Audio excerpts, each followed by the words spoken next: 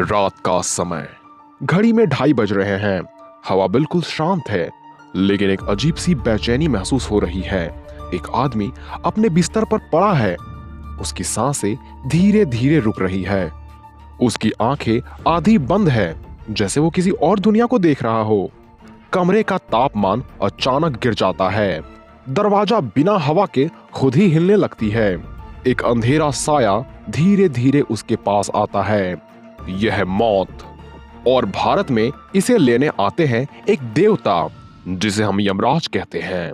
लेकिन अगर वही आत्मा पापी हो, उसके पाप इतने गहरे हो कि उसे सिर्फ मौत नहीं बल्कि सजा चाहिए, तब नर्क की आग से उठता है एक शापित योद्धा, घोस्ट राइडर, जो सिर्फ दिखने में ही यमराज से अलग है।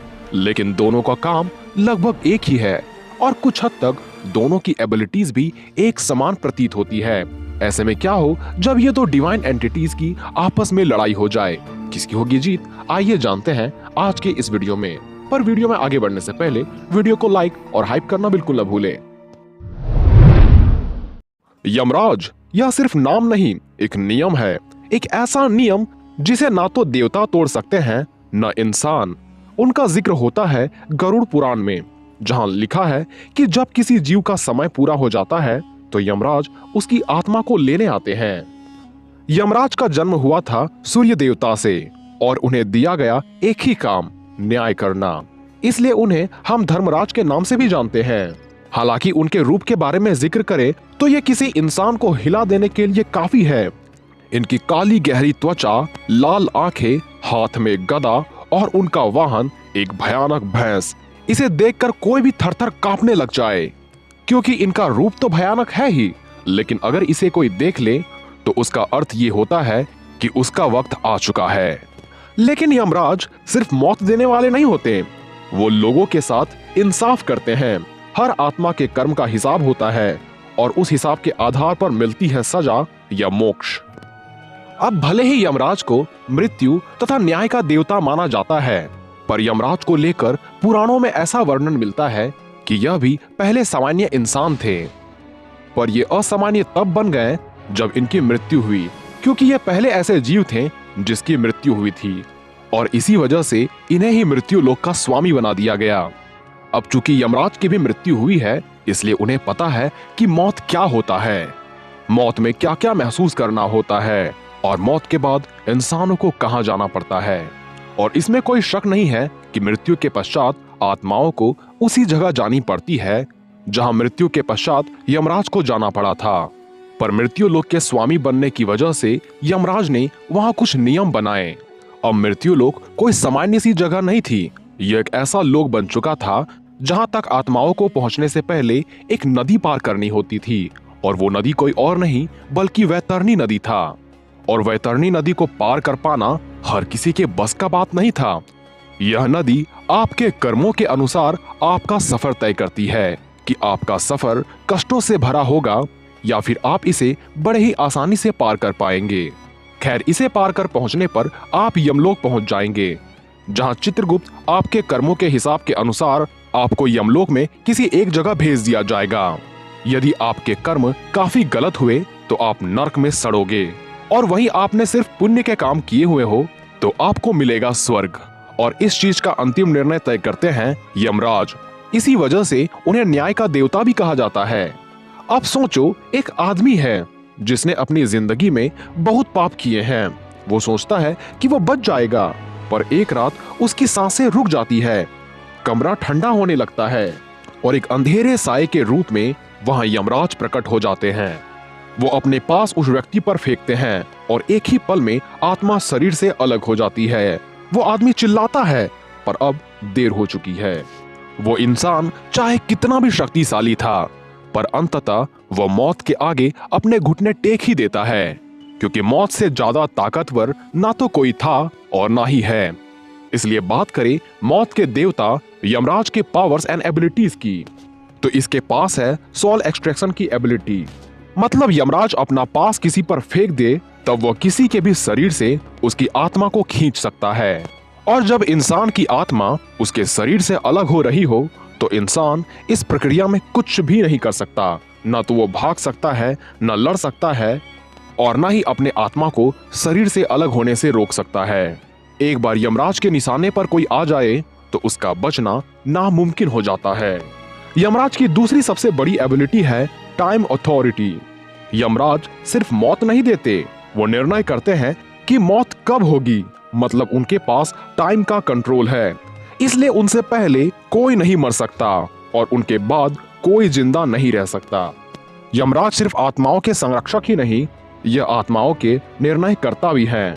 वे हर आत्माओं के कर्म के आधार पर उसे नर्क या स्वर्ग में भेजते हैं। अब चूंकि इनकी एक बार मृत्यु हो चुकी है, इसलिए दोबारा इसे मारा नहीं जा सकता। इसलिए अब तो ये अमर बन चुके हैं। इसे ना तो फिजिकल डैमेज दिया जा सकता है, ना ही इसे युद्ध में थकाया जा सकता है, और ना ही इनसे बचा जा सकता है। इसलिए युद्ध भूमि में ये एक तरफा जीत सुनिश्चित करते हैं। साथ ही यमराज के पास फियर फैक्टर है, यानी कई लोग तो यमराज के नाम सुनते ही डर कर कांपने लग जाते हैं और इन्हें देखना यानी अंतिम सांसें गिनने के बराबर है। वहीं बात करें घोस्ट राइडर की।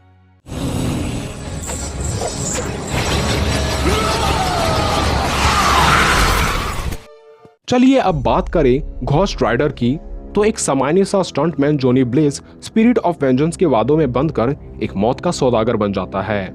मेफिस्टो से डील करने के बाद न जाने इसमें कई ऐसी खूबियां आ जाती है जिसके लिमिट का खुद जॉनी ब्लेज तक को अनुमान नहीं होता। पर अपने हेल फायर की सहायता से ये वैसे लोगों को अनंत पीड़ा का एहसास करवाता है जिन्होंने बहुत ही बुरे कर्म किए हो। इसके अलावा जब भी बुरे लोगों को सजा देने के लिए घोस्ट राइडर में ये तब्दील होता है, तब इसकी स्ट्रेंथ, स्पीड, ड्यूरेबिलिटी तथा स्टेमिना एक अनोखे लेवल पर पहुंच जाती है।